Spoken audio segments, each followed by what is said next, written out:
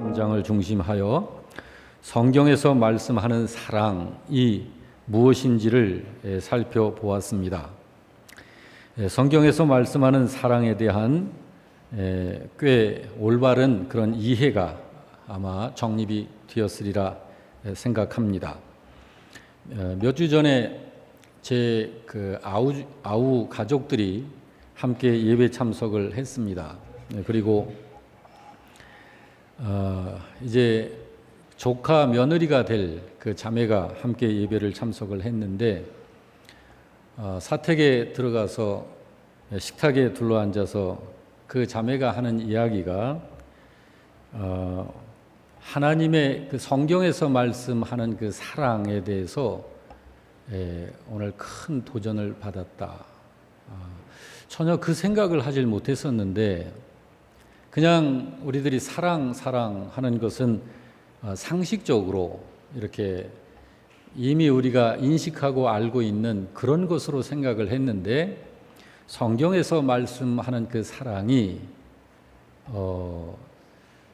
우리가 사회적으로 이렇게 갖고 있는 그런 인식하는 사랑과 굉장히 다른 차이점이 있다는 것을 확고히 알게 되었고 그리고 바로 그 사랑의 가치를 생각하게 되었다. 그런 이야기를 했습니다. 저는 이제 그 조카 며느리가 될 자매에게 그 이야기를 들은 것도 기쁘지만 설교를 하고 나서 하나님의 말씀에 의한 받은 바 그런 은혜를 저는 우리 영락교회 성도들에게서 듣기를 바랍니다. 제가 인사를 받기 위해서가 아니라 이렇게 하나님의 말씀을 받고 그리고 그것을 내 것으로 소유하고 난 다음에 하나님께 대한 그 감사함이 그렇게 표현이 되어지는 거니까 그래서 그럴 때는 제가 목회를 하고 설교자로서 이렇게 참 사역을 하는 보람을 얻고 영적으로 힘을 얻습니다. 사랑에 대해서 그동안 2개월 정도 살펴본 이유는 고린도전서 13장 1절에서 3절에서 말씀하고 있듯이 신자가 성경에 이르는 말씀에 순종하여 범사를 행할 때에 그것이 믿음이든지 봉사가 되고 섬김이 됐든지 헌금이든지 전도, 기도 등 무엇이든지 사랑에 의해서 사랑으로 말미암아 하지 않는다면 그것은 세상에서 공해가 될 뿐 아니라 하나님께도 사람에게도 아무것도 아니라고 성경이 분명히 말씀하고 있기 때문에 약 2개월 동안 하나님의 사랑 그것에 대해서 그 중요성을 두고 설교의 말씀을 전해드린 것입니다. 오늘부터는 당분간 성경에 명시된 우리 믿음의 선진들의 믿음을 살펴볼 것입니다. 시간마다 은혜 받아서 가장 복된 믿음을 구축하는 성도 여러분들이 되어지시기를 바랍니다. 여러분, 그래서 우리들이 한번 좀 생각을 해봤으면 좋겠어요. 우리 예수를 믿는 신자의 가장 큰 사명이 무엇일까? 가장 큰 사명이 무엇일까? 생각해 보세요. 신자에게서 그것이 없으면 구원받는 믿음이다라고 말할 수 없을 만큼 중요한 것. 신자에겐 그게 있어야 돼요. 그래야 구원받는 믿음을 가진 신자다, 참 믿음을 가진 신자다라고 말할 수 있어요. 이 세상을 살 때 신자에게 가장 큰 사명, 그건 생명과도 같습니다. 근데 그것이 있다 없다, 이건 생명이 있다 없다와 같아요. 그렇게 중요한 거예요. 보기를 좀 드릴 테니 속으로만 생각해 보시기 바랍니다. 그리스도인이니까 내가 어디서든지 꼬리가 되지 아니하고 머리가 되어서 사는 것, 이게 나의 가장 큰 사명이다. 또 하나의 복이 일생을 바쳐 선교사가 되어 가난한 나라 사람들을 섬기는 것이 나의 가장 큰 사명이다. 또 하나의 복이 에덴 동산과 같은 살기 좋은 세상을 구현해내는 것이 성도인 나의 사명이라고 본다. 또 하나의 소식, 보기 절대 성공자가 되어 사회의 정상의 자리에 올라 믿음으로 살면 이렇게 된다는 것을 만천하에 보여주는 것이 나의 사명이다. 또 하나, 믿는 자에게는 능치 못한 것이 없느니라라고 하셨으니 그런 삶을 살기 위해 끊임없이 노력하고 사는 것이 나의 사명이다. 또 하나, 믿는 대로 될지어다 라고 했으니 큰 믿음으로 비전을 세우고 그 비전을 실현하기 위해서 힘쓰고 애쓰면서 사는 것이 성도의 가장 큰 사명이다. 여러분, 이 세상을 사는 모든 신자들의 지상 최대의 사명은 내 영적인 구미에 맞는 것을 취사 선택해서 이게 내 사명이다 그렇게 하면 안 됩니다. 성도의 가장 큰 사명은 하나님에게로부터 찾아져야 돼요.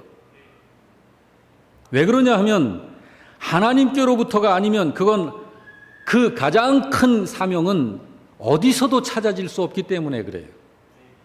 하나님께로부터 찾아진 사명이 아닌, 그리고 내가 나의 인생의 가장 큰 사명이다라고 붙들고 있는 그것이라면 그건 가장 큰 사명 아닙니다.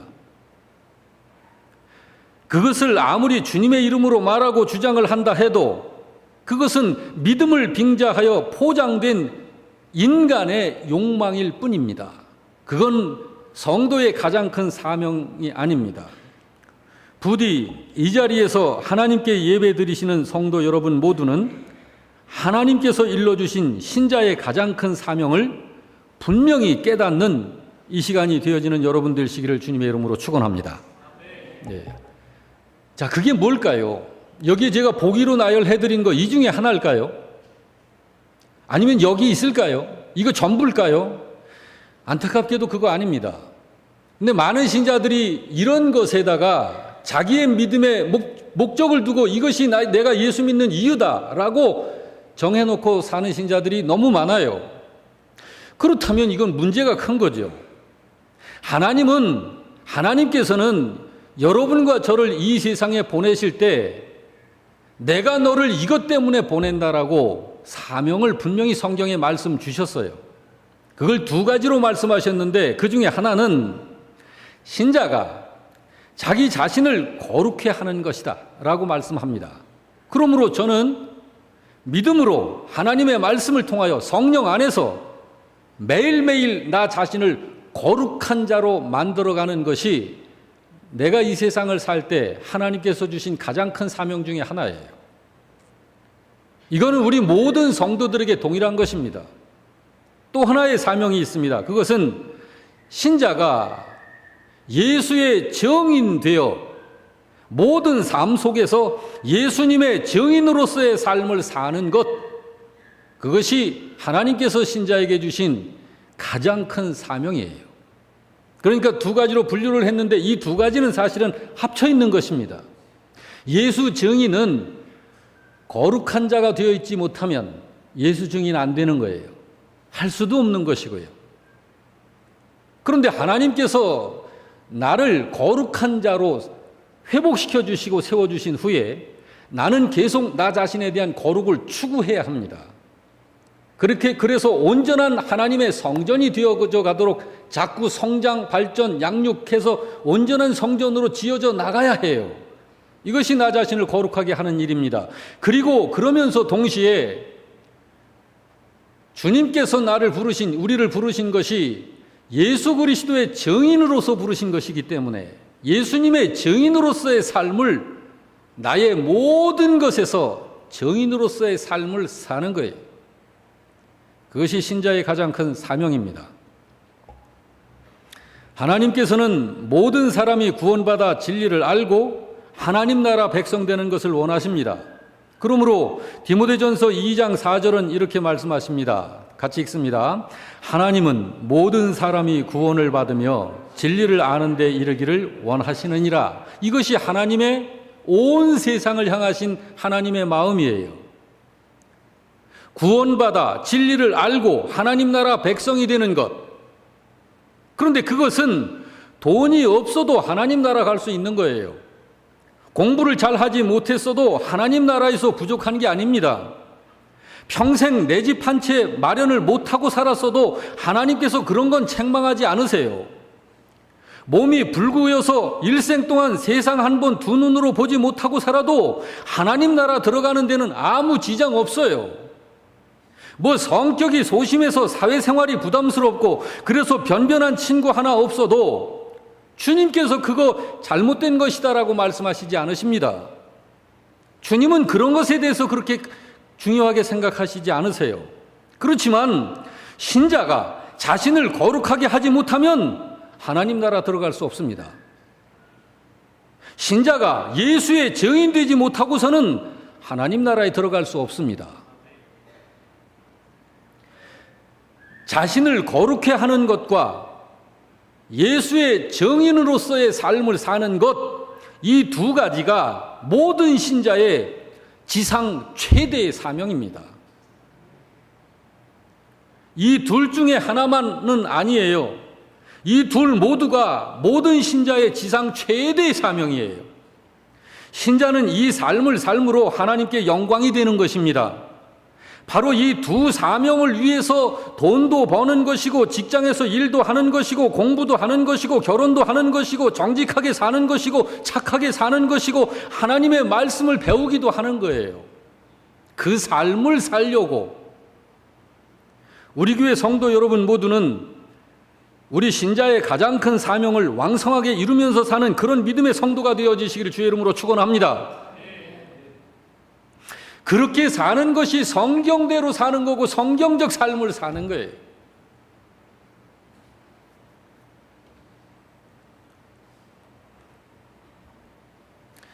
그런데 그것이 무엇으로 되는 걸까? 그 삶이 무엇으로 되느냐 하면 여러분 인식을 분명하게 하세요.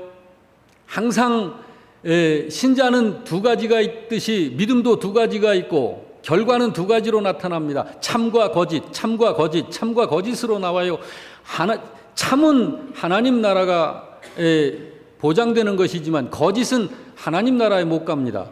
아무리 입술로 예수를 주여 주여 찾아도 거짓 믿음은 하나님 나라 못 들어가는 거예요. 여러분, 이런 나 자신을 거룩하게 하고 예수님의 증인으로서의 삶을 사는 이것은 인간의 노력으로 되어지는 것 아니고 그건 믿음으로 되는 거예요. 그런데 그냥 믿음이 아니고 하나님의 은혜에 의한 믿음으로 되는 거예요. 그것이. 저를 한번 따라서 합시다. 하나님의 은혜에 의한 믿음. 그 사명은 오직 하나님의 은혜에 의한 믿음으로만 되는 것입니다. 왜 그러냐 하면 진짜 믿음으로만 그게 되도록 하셨기 때문이에요. 하나님께서.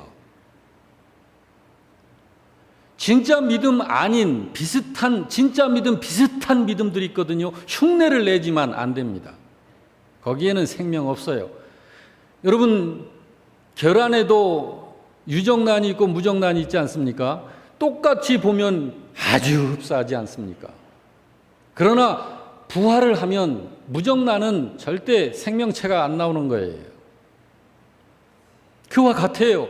믿음도 생명 있는 믿음이 있고 생명 없는 믿음이 있다고요.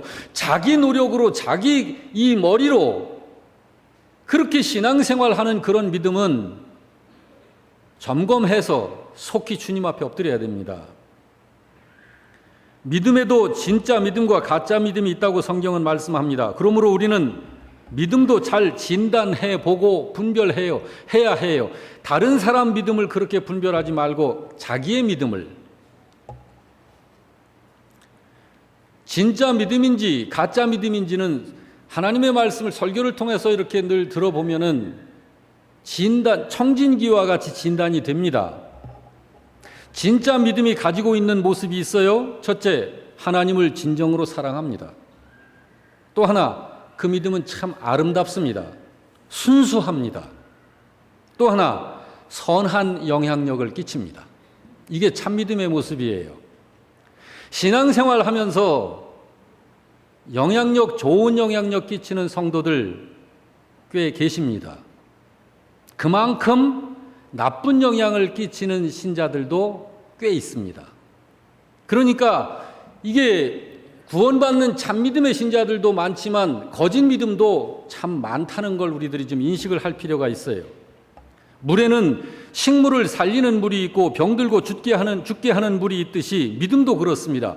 구원받지 못한 사람들, 구원받게 하는 믿음을 가진 신자가 있는가 하면 믿고 있는 신자까지도 병들고 저주받게 하는 믿음 가진 신자 있어요.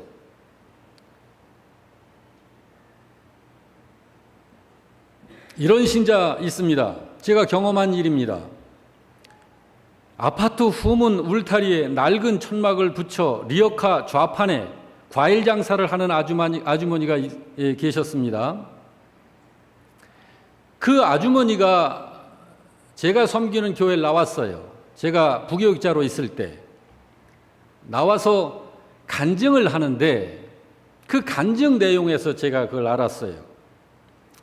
그 아주머니가 아직 교회 안 나오고 믿음 안 가졌을 때 그냥 아파트 후문에서 참 곤고하게 삶을 살면서 과일 장사를 하고 살 때 항상 저녁 늦지막히 그 후문으로 통행을 하는 사람 중에 한 사람이 꼭 과일을 한 봉다리씩 사가지고 가는데 그 과일 좌판 중에서 시들고 팔릴 것 같지 않은 과일만 주워 담아서 꼭 돈을 주고 사간다는 거예요.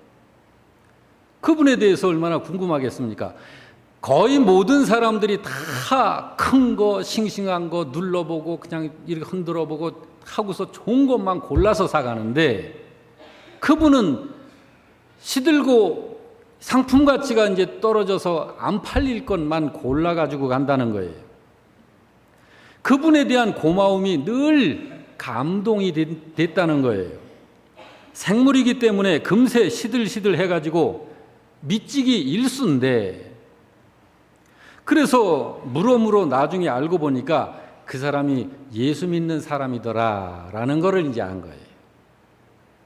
그래서 그 아주머니가 그분으로 인해서 교회를 나오게 되었고 예수를 믿게 되었다는 간증을 하는 거예요. 여러분, 그런 영향력을 끼치는 믿음, 이게 진짜 믿음이에요. 그건 그냥 믿음에서 나오는 게 아니에요. 하나님을 사랑하는 믿음, 하나님의 은혜에 의한 하늘의 가치를 알기 때문에 내가 지금 이 세상에서 내 인생을 사는데 이 세상에서 경험되어지는 여러 가지 일들은 그렇게 양보를 해도 괜찮은 것들이고 그렇게 썩 중요한 것들이 아니라는 걸 아는 거예요. 오히려 이런 것들을 가지고 영혼을 생산시켜낼 수 있다면 그것이 가장 가치 있는 일이라, 그것이 믿음으로 사는 것이고 그게 지혜라고 하는 걸 아는 거예요. 또 한 예를 듭니다.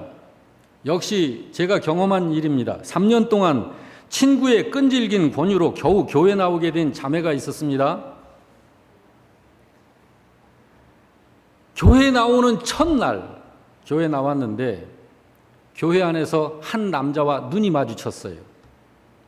그 남자는 몇 년 전 가장 정신적으로 경제적으로 피해를 입힌 정말 생각하기도 싫은 그런 남자였습니다. 그가 바로 교인이었다는 거예요. 그 교회 교인이었다는 거예요. 그 자매는 그 이후로는 다시 그 교회에 안 나옵니다. 여러분, 이 두 사람의 과일 장사와 이 사람의 차이점은 뭘까요? 뭐 비슷한 것 같지만 둘은 본질적으로 다른 거예요. 여러분 생각해 보세요. 왜 어떤 신자는 교회 다니면서 다른 사람에게 상처를 입히고 피해를 끼치는 걸까요? 또 왜 어떤 신자는 다른 사람에게 감동을 주고 유익을 끼치는 삶을 사는 걸까요? 그게 어디서 나오는 걸까요? 그게 믿음에서 나오는 거예요. 도대체 뭐가 다르기에? 살다 보면 그럴 수도 있지 않겠느냐고요? 아닙니다, 여러분.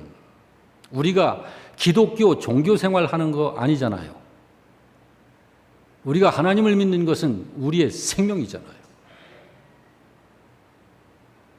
종교 생활은 취미 생활 비슷한 거 아닌가요? 자기 수양을 위해서. 신앙 생활을 종교 생활로 하는 신자들하고는 그렇게 다른 거예요. 자신을 거룩하게 하며 사는 신자와 그게 없는 신자는 다른 겁니다. 여러분, 우리 모든 신자들의 첫째 되는 사명은 무엇보다도 먼저 자기 자신을 거룩하게 하는 것이에요. 그래서 예수님께서 모든 신자들에게 너희는 내게 와서 내게 배우라 라고 하신 거예요. 마태복음 11장 28절 이하를 같이 읽어봅니다. 수고하고 무거운 짐진 자들아 다 내게로 오라. 내가 너희를 쉬게 하리라. 나는 마음이 온유하고 겸손하니 나의 멍에를 메고. 그래서 그러신 거예요. 그냥 막연하게 믿는 믿음은 의미 없어요. 어떤 신자가 하나님 나라에 속한 신자가 맞을까요? 분명히 하나님 나라에 속한 신자가 분명하다면 하나님을 닮아가는 모습이 있습니다. 생각하는 것이 그래야 하고 말하는 게 그래야 하고 행동이 그래야 돼요. 성경이 이렇게 말씀하잖아요. 베드로전서 4장 11절 시작. 만일 누가 말하려면 하나님의 말씀을 하는 것 같이 하고 누가 봉사하려면 하나님이 공급하시는 힘으로 하는 것 같이 하라. 이는 범사에 예수 그리스도로 말미암아 하나님이 영광을 받으시게 하려 함이라. 내 안에 뭐가 들었지? 내 안에 복음이 들었지? 하나님 사랑, 하나님 은혜, 믿음 이런 게 들었지? 그럼 그게 나와야죠.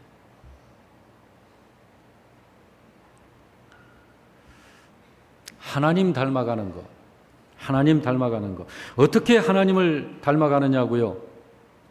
오늘 오후 시간에 그 부분을 정확하게 제가 집어드릴 거예요. 하나님을 어떻게 닮아가느냐? 우리는 그거 고민해야 됩니다. 신자들은.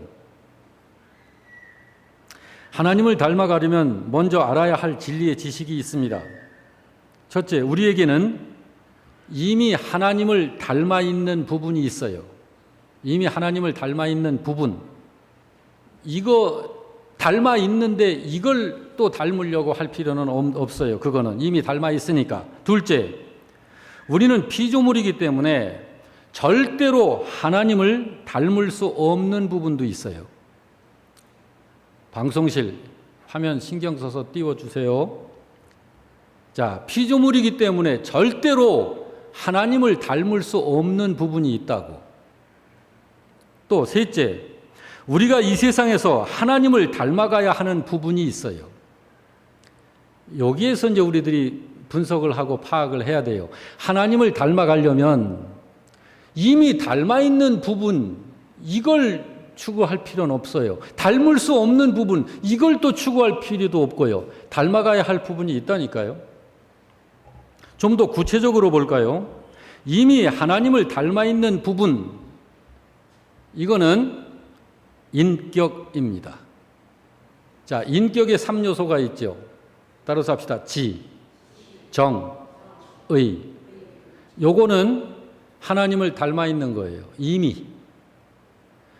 사람 외에 어떤 생명체도 이 지정의를 가진 생명체는 없습니다.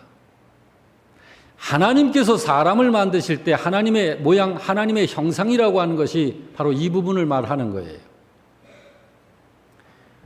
여러분, 이건 이미 닮아 있는 부분이에요. 두 번째, 절대로 닮아갈 수 없는 부분이 있어요. 그거는 하나님만이 가지고 있는 하나님의 절대적 속성은 우리가 못 담는 거예요.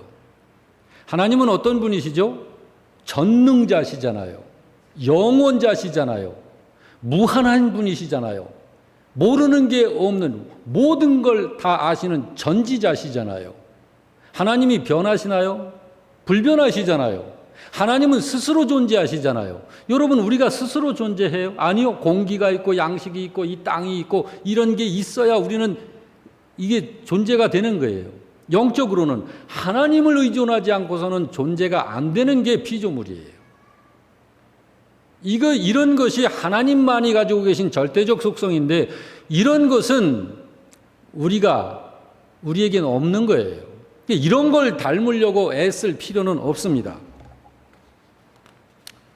마지막으로 세 번째, 닮아가기 위해 노력해야 하는 부분이 있어요. 이것이 성품입니다. 예를 들자면 하나님의 성품을 우리가 닮아가야 하는 건데 거룩이라든지 믿음이라든지 사랑이라든지 인내, 정직, 부지런 등등등 이 하나님의 성품에 속한 것은 성경에 수도 없이 말씀하고 있는 것이 우리로 하여금 영적으로 회복되라, 영성 있는 자가 되라, 하나님 주님께 배워라, 주님을 닮아가라 하는 것이 하나님의 성품을 닮아가라는 거예요. 성령의 열매 9가지도 다 이걸 얘기하는 거예요.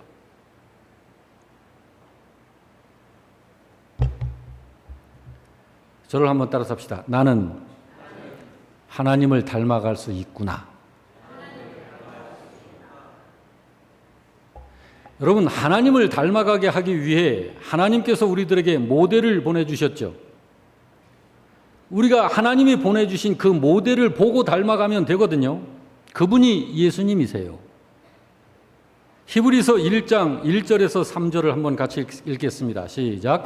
옛적에 선지자들을 통하여 여러 부분과 여러 모양으로 우리 조상들에게 말씀하신 하나님이 이 모든 날 마지막에는 아들을 통하여 우리에게 말씀하셨으니 이 아들을 만유의 상속자로 세우시고 또 그로 말미암아 모든 세계를 지으셨느니라.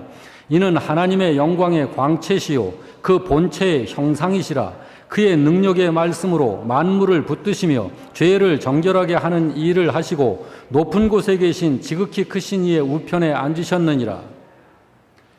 그분이 그분이에요. 그래서 우리는 우리의 모델이신 예수님을 생각해야 해요. 자꾸 예수님을 생각하고 예수님을 따라해야 해요. 예수님처럼 자꾸 해봐야 해요. 그래야 닮아가는 거예요.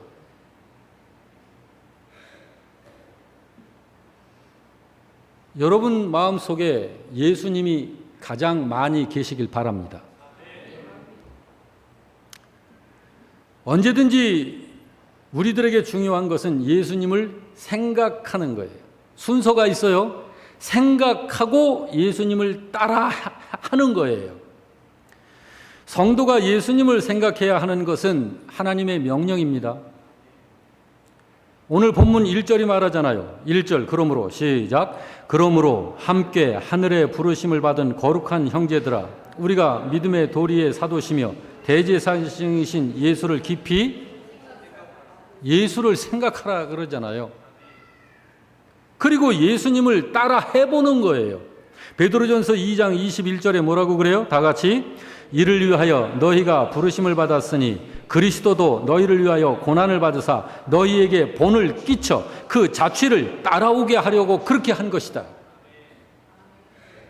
여기 그리스도도 너희를 위하여 고난을 받으사 너희에게 본을 끼쳐 그 자취를 따라오게 하려 하셨느니라라고 하잖아요. 그렇습니다. 예수님을 따라 해보는 거예요. 그러면 예수님을 점점 닮아가게 된다니까요. 뭐 그냥 평생 교회만 다니면 예수님 닮아?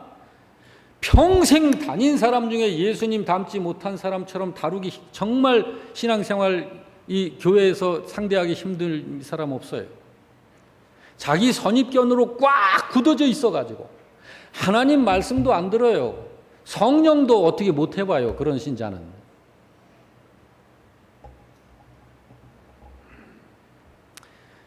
나다니엘 호선이라는 사람이 쓴 단편소설 큰 바위 얼굴 잘 아시죠? 어니스트란 소년이 엄마한테 동네 앞 바위 언덕에 새겨진 아주 인자하게 보이는 큰 바위 얼굴을 닮은 사람이 나타나게 될 것이라는 이야기를 엄마한테 듣습니다. 엄마는 이 아들에게 좋은 의미로서 그냥 이야기를 해준 거예요. 그러니까 설화로 해준 거예요. 근데 어린 어니스트는 얼른 그런 사람을 만나보았으면 하는 기대를 가지고 매일매일 그 엄마가 얘기한 저 앞산에 있는 그 새겨진 그 큰 바위 얼굴을 매일 바라보는 거예요. 그리고 저 얼굴을 가진 그 사람이 동네에 나타나기를 항상 기대를 하는 거예요. 어느 날 돈이 많아서 무엇이든지 돈으로 다 하고 사는 부자 게도 골드가 동네 사람들로부터 대대적인 환영을 받으면서 마을로 들어옵니다. 어니스트가 집에서 소식을 듣고 막 뛰어나가요. 그 나가서 많은 사람들 속에 틈바구니 껴서 그 환영을 받는 사람의 얼굴을 보니까 저 큰 바위 얼굴이 아니야. 얼마나 그냥 심술궂게 생겼고 욕심꾸러기처럼 생겼고, 그래서 실망을 합니다. 그러고 다시 그 얼굴이 오기를 기다려요. 어느 날 싸움 잘하는 장군이 개선 장군이 되어서 동네를 지나가는데 보니까 그 얼굴도 아니야. 또 어느 날 말 잘하는 정치인이 또 와서 저 사람인가 하고 나가보는데 그것도 아니야. 글을 잘 쓰는 시인이 찾아와서 또 나가보니까 역시 아니에요. 세월이 흐릅니다. 10년, 20년, 30년 세월이 흐릅니다. 어느덧 어니스트가 어른이 되고 설교자가 되어서 동네 교회에서 설교를 하고 있습니다. 그런데 설교를 듣던 사람들이 말합니다. 큰 바위 얼굴이 나타났다. 저 어니스트가 바로 지금 우리 교회에서 설교하는 저 어니스트가 바로 그 큰 바위 얼굴이잖아. 그렇게 말을 하는 거예요. 여러분, 그 어니스트가 어떻게 그 큰 바위 얼굴의 인상을 다른 사람들이 끼쳤을까요?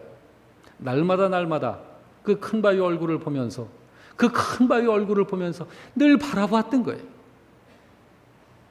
설교를 마친 어니스트가 집으로 돌아가면서 기도합니다. 하나님, 사람들이 나보고 저 큰 바위 얼굴이라고 그러는데 나보다 더 현명하고 더 나은 사람이 큰 바위 얼굴과 같은 용모를 가지고 나타나게 되기를 원합니다. 그건 무슨 이야기인가요? 자기의 겸손이에요.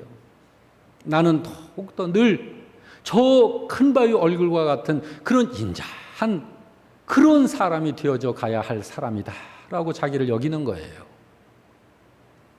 얼마나 겸손합니까? 바로 그것입니다. 우리의 모델 예수님을 자꾸 바라보는 거예요. 자꾸 생각하는 거예요. 그리고 따라해 보는 거예요. 예수님을 닮아간다는 것은 예수님처럼 생각하고 예수님처럼 말도 하고 예수님처럼 결정하고 예수님처럼 행하는 거예요. 여러분, 그렇게 하는 것이 어려운 걸까요? 자, 예수님처럼 생각하기 어려울까요? 예수님처럼 말하기 어려울까요? 예수님처럼 결정하기 어려울까요? 예수님처럼 행동하기 어려울까요? 그걸 우리들에게 보여주시려고, 그걸 우리들에게 보여주게 하시려고 하나님께서 당신의 아들을 이 세상에 사람의 몸을 입고 파송하여 보낸 것이고, 하나님의 아들은 하나님 아버지의 보내심을 받고 이 땅에 우리의 모델로 오셔서 친히 한 생애를 사시면서 온 세상 사람들에게 그걸 보여주신 거예요. 그렇게 하는 것이 어려운 걸까요? 저는 교인들 중에서 이렇게 말하는 것 듣습니다.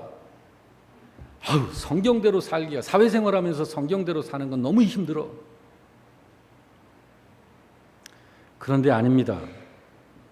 어렵지 않습니다. 아주 쉽습니다. 마태복음 11장 28절 이하는 이렇게 말씀합니다. 다 같이 수고하고 무거운 짐진 자들아 다 내게로 오라. 내가 너희를 쉬게 하리라. 나는 마음이 온유하고 겸손하니 나의 멍에를 메고 내게 배우라. 그리하면 너희 마음이 쉼을 얻으리니 이는 내 멍에는 쉽고 내 짐은 가벼움이라. 그렇게 하는 것이 신자가 예수님을 따라가는 삶이에요. 마태복음 8장 34절에 보면 예수께서 신자들에게 나를 따라오라 하셨는데 그게 예수를 따라가는 삶이 그렇게 하는 거라고요. 예수님처럼 생각하고 예수님처럼 말하고 예수님처럼 결정하고 예수님처럼 행하는 거예요. 자, 34절 읽어볼까요? 무리와 제자들을 불러 이르시되 누구든지 나를 따라오려거든 자기를 부인하고 자기 십자가를 지고 나를 따를 것이니라. 이제 여기서 답이 나오잖아요. 왜 예수님을 닮아가고 싶고 믿음으로 살고 싶고 예수님을 따라가고 싶은데 그게 잘 안 될까? 여기 말씀하시잖아요. 누구든지 나를 따라오려거든 자기를 부인하지 않고서는 못 따라간다는 거잖아요. 십자가를 지지 않으면 못 따라간다는 거잖아요. 예수님이 분명히 말씀하셨잖아요. 누구든지 자기를 부인하지 않으며 자기 십자가를 지지 아니한 자는 내게 합당치 않은 자다 그랬잖아요. 우리가 예수님을 따라가는 것이 마치 흰 눈으로 흰 눈으로 뒤덮인 그 평원을 그 누군가가 먼저 발자국을 남기고 걸어갔죠. 그럼 그 발자국대로 따라가는 거, 그것처럼 쉬운 거예요. 그렇게 쉬운데도 그게 어렵게 되는 이유는 헌신하려는 믿음의 의지를 갖지 않기 때문입니다. 자기를 부인하지 않으려고 하기 때문에 그래요. 십자가를 안 지려고 하기 때문에 그런 거예요.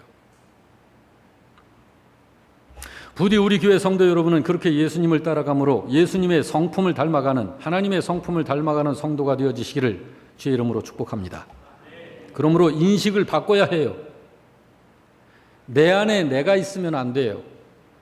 내 안에 내가 아주 없지는 않죠. 우리는 점점 내비게이터 성경 공부를 하다 보면은요, 여러분, 우리는 예수를 알기 전에 우리는 나라고 하는 전체가 다 까만 것으로만 가득 차 있어요. 근데 하나님의 은혜로 믿음이 들어가면 그 까만 것으로 가득한 그 속에 반딧불과 같은 빛이 들어옵니다. 그러면서 그 빛이 계속해서 하나님의 말씀의 영의 양식을 먹고 깨달아가면서 빛이 점점 커져요. 그러면서 이 검은 것으로 캄캄하게 뒤덮여 있던 나라는 존재를 점점 밝혀져 가면서 어둠을 장악해 가는 거예요. 여러분, 그런 거예요. 제 속에도 나라고 하는 게 살아 있어요. 그러니까 불뚝불뚝 어느 때는 제 감정이 솟아오르는 거죠. 그렇지만 그걸 자꾸 주님을 닮아가면서 자꾸 주님을 생각하고 주님을 따라해 보면서 내 속에 빛을 키우는 거예요. 내 속에 나라고 하는 것을 날마다 자꾸 죽이는 거예요. 사도 바울이 그렇게 살았잖아요. 나는 날마다 죽노라. 나는 날마다 죽노라. 인식을 바꿔야 합니다. 나의 인생을 걸 만큼 가치 있는 것은 이 땅에는 없다는 것을 깨달아야 해요. 그렇지 않으면 예수님을 따라가는 삶이 어려울 수밖에 없어요. 여러분, 여기서 평택을 나간다고 할 때 자동차를 타면 금방 갑니다. 그렇지만은 자동차에다가 내 몸을 온전히 실질 못하고 마당에 있는 나뭇가쟁이 하나 붙들고 반은 또 차에다 얹고 이거 어떻게 갈 거예요, 이거? 그거 못 가는 거예요. 그러므로 인식을 바꿔야 해요. 자, 우리의 현실 문제로 한번 적용을 해볼까요? 자, 여러분, 오늘 주일입니다. 이 아침이 됐습니다. 주일날 아침에 예수님이시라면 발걸음을 어디로 옮기셨을까요? 당연히 교회로 오셨죠. 그거 어려워요? 안 어려웠잖아요. 여러분 그렇게 하셨잖아요. 혹시 여러분 고민하다가 마지못해 정말 오셨나요? 아니잖아요. 그것이 예수님을 따라가는 거예요. 예수님이 영락교회 목사라면 어떻게 하실까? 예수님이 영락교회 집사라면 어떻게 직분을 감당하실까? 예수님이 영락교회 교사라면 어떻게 섬기실까? 예수님이 우리 영락교회 성도 중에 한 분이었다면 어떻게 교회 생활을 하실까? 이런 걸 생각해 보는 거예요. 감정 부분도 마찬가지예요. 문득 어떤 사람만 생각하면 가슴이 곤두박질하고 피가 거꾸로 솟을 것 같은 그런 감정이 솟구칠 때가 있잖아요. 그럴 때 예수님이시라면 어떻게 하실까? 그럴 때 예수님은 내 감정이 이렇게 지금 힘든데 예수님은 이럴 때 어떻게 하실까? 이런 걸 생각하는 거예요. 맡은 일이 귀찮고 짜증스러울 때 예수님이시라면 어떻게 하실까? 세상이 귀찮고 절망이 앞을 가로막을 때도 예수님이시라면 이런 때 어떻게 하실까? 이거를 생각을 하는 거예요. 여러분 속으로만 생각해 보세요. 토요일 날 밤에 TV 몇 시까지 보세요? 내일 쉬는 날이니까 편하게 아주 가장 편안한 자세로 누워서 제일 오래 보시죠. 밤 10시를 넘어 그건 초저녁이지 뭐. 11시를 넘어 12시를 넘어 새벽 1시가 돼도 이제 밤이 됐구먼. 새벽 2시가 넘어 새벽 3시가 돼서 이제 나도 모르게 눈꺼풀이 가라앉으면 TV는 켜진 채로 잠들고 혹시 그렇지 않나요? 예수님이시라면 내일이 주일인데 지금 이 TV 앞에서 어떻게 하실까? 이런 거 생각하는 거예요. 우리가 예수님 닮아가는 것이 실제 생활 속에서 그렇게 닮아가는 거지, 그렇게 해서 나를 자꾸 이렇게 예수님 닮게 하는 거지, 뭐 어디서 누가 와가지고 성형수술을 해주고 막 병원에 마취해가지고 눕혀서 이제 너 예수님 닮았다 이렇게 해주는 거 아니잖아요. 여러분, 우리가 예수님을 믿는다고 하는 것은 예수님을 닮는다는 것이고 예수님처럼 산다는 것이고 예수님을 따라간다는 거예요. 우리가 그렇게 작은 일부터 예수님처럼 생각하기 위하여 힘쓰게 되면 예수님을 닮게 되는 것이고 또 예수님처럼 사는 삶이 되는 겁니다. 바로 그게 믿음인 것이고 믿음으로만 그게 된다니까요. 그건 내 생각으로 되는 게 아니에요. 내 결심으로 되는 게 아니에요. 내 결심은요 속에서 TV 보는 걸 더 좋아하는 그런 성품에서 잠깐 결심을 한번 해보는 거예요. 그러니까 TV 앞에 막상 보면 10분만 하는 게 2-3시간 걸린다니까요. 로마서 1장 17절을 같이 읽습니다. 시작. 복음에는 하나님의 의가 나타나서 믿음으로 믿음에 이르게 하나니 기록된 바 오직 의인은 믿음으로 말미암아 살리라. 믿음으로 믿음에 이르게 되는 거예요. 내 결심으로 믿음에 이르게 되는 게 아니고 믿음으로 하나님의 은혜입니다. 신자가 예수님과 정반대의 생각을 한다든지 정반대의 길을 걷는다면 그는 그리스도인으로 증거를 받지 못할 것입니다. 그런 신자가 많이 있는데 우리들은 이제는 알고 그런 신자는 되지 말자 이 말이지. 하나님의 은혜에 의한 믿음을 가진 신자가 되자는 말입니다. 마가복음 3장 31절 이하 다 같이. 그때 예수의 어머니와 동생들이 와서 밖에 서서 사람을 보내어 예수를 부르니 무리가 예수를 둘러 앉았다가 여짜오되 보소서 당신의 어머니와 동생들과 누이들이 밖에서 찾나이다. 대답하시되